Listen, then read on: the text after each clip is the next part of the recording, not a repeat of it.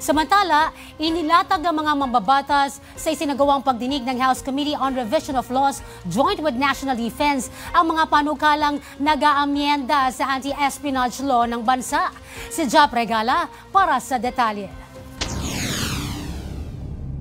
Isinusulong ni Batangas 2nd District Representative Jervil Luistro ang House Bill 1457 o ang pag-amyenda sa Article 117 ng Revised Penal Code of the Philippines kung saan itinutulak ang pagre-revisit, re-revise at pag-expand ng Revised Penal Code of the Philippines na magpaparusa sa mga nag-espiya sa loob ng bansa. Ayon kay Representative Luistro, malaki ang papel ng pagbubukas sa investigasyon kay dating Mayor Alice Guo noong nakaraang taon na siyang nagresulta sa pagkakabuo ng naturang panukala.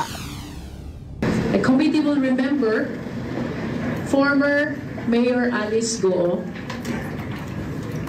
who is now facing charges for her involvement, alleged involvement in illegal POGO operation. She was disqualified likewise to run to any public office. Nonetheless, these allegations led us to filing this legislative measure. Samantala, suportado naman ng Department of Justice, Philippine National Police at Armed Forces of the Philippines ang naturang pag-aamyenda.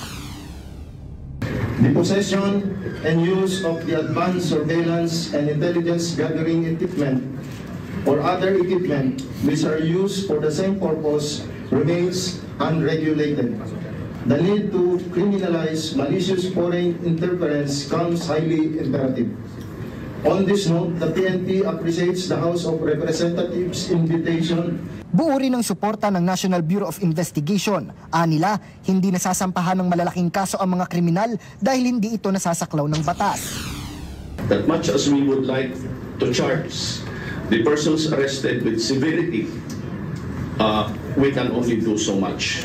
Ito lang yung binigay ng batas. We cannot go above it. We cannot go beyond it. Na pag-iwanan na ho tayo, nahihirapan din mo kami sa law enforcement.